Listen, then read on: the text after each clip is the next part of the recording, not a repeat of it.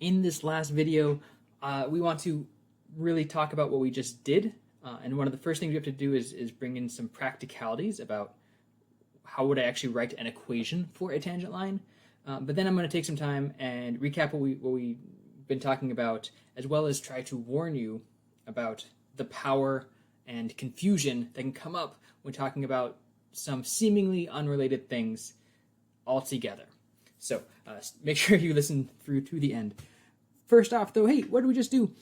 We said that this tangent line has a slope of 2, right? This very specific tangent line to y equals x squared at x equals 1.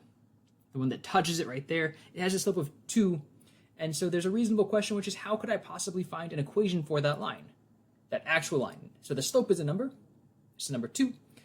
It goes through a point because it has to touch that curve, right? This curve that kind of looks like this. It touches that curve right there.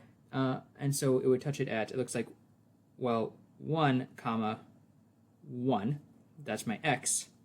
That's my x squared equals y, right? There's that point. So what's the easiest way to find an equation for that line? I'm going to claim it's point slope form. Don't be confused. The different forms for a line, they all define the same line. The line is an object. It's the set of points that make that equation true, whether you did the y equals mx plus b, which would be called slope-intercept form. That's a little bit more work than I want. I want to make sure that you know this one real quick. So my m, that slope is 2. I'm going to the point 1, 1.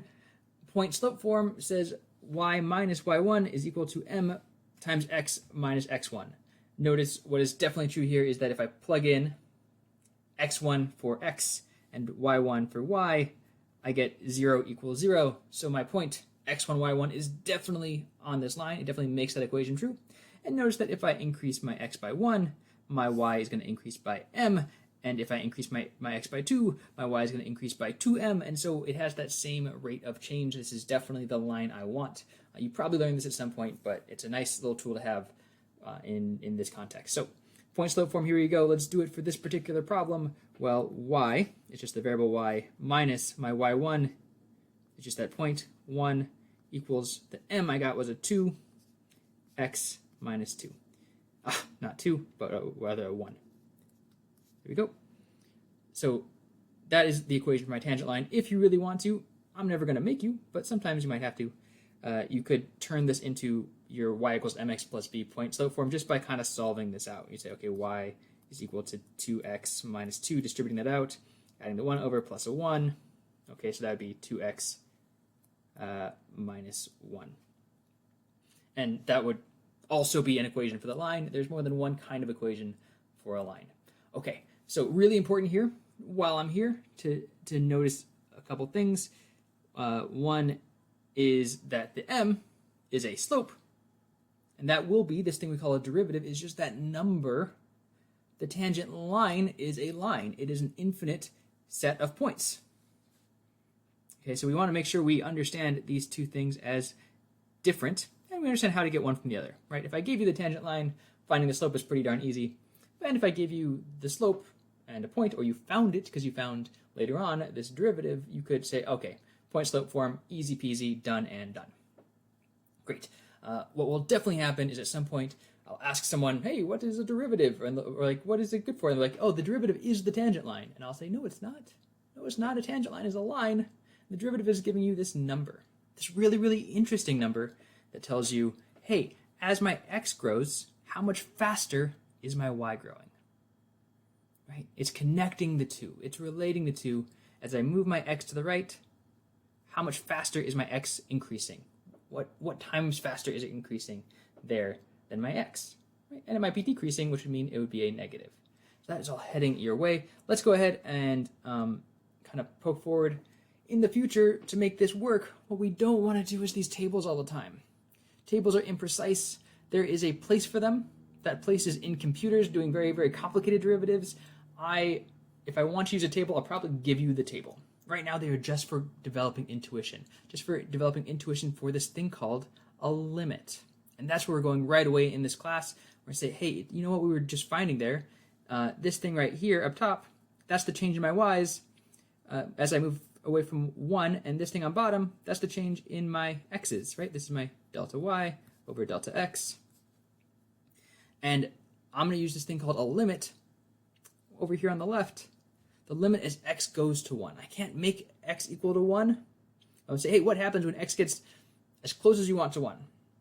And this is this brilliant thing that we need to make calculus work. It is powerful in its own right, but we are going to study limits first and get very used to this notation. Make it your friend. We like that notation. And what we're going to find out is that this limit will compute that derivative for us. It'll do lots of other stuff for us too, and we'll get this beautiful 2 out in the end.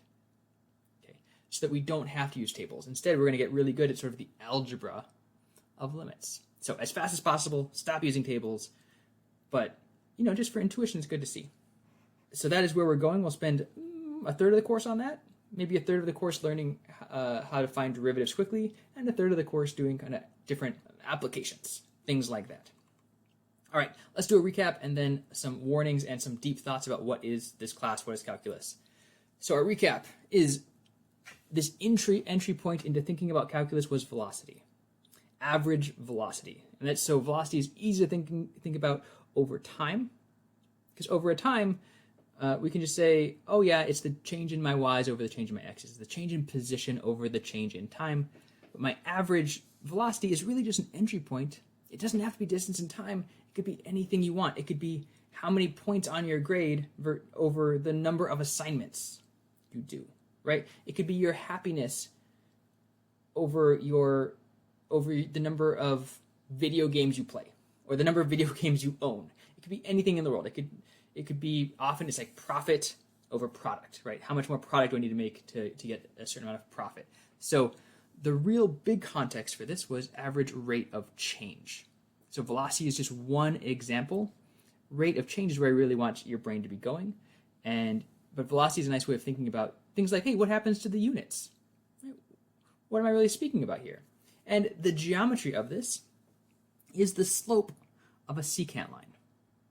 So we're going to deeply connect this to our geometry. And it's important to kind of remember here what's going on beneath the hood. And beneath the hood, we had some graph, maybe like y equals x squared. And that, my friends, is a relationship.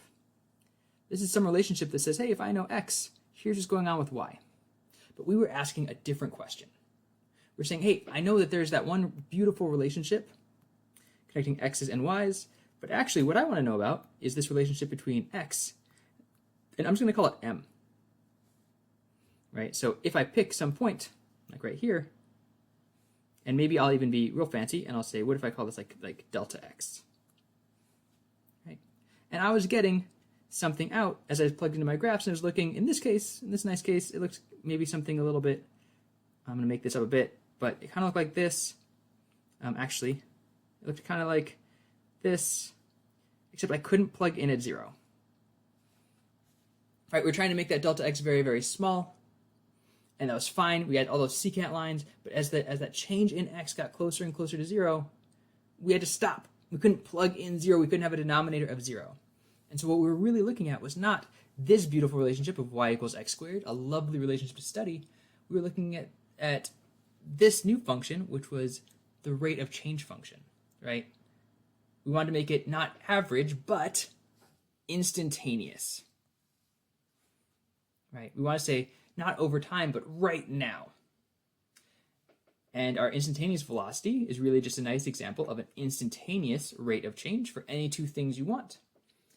And the geometry of that was saying, instead of a secant line, we could look at the slope of a tangent line, right? At that one particular spot. And that slope is going to give us a derivative. That is what's coming down the road. I want to really, really point out one more time, slope is a number, right? The slope of the tangent line.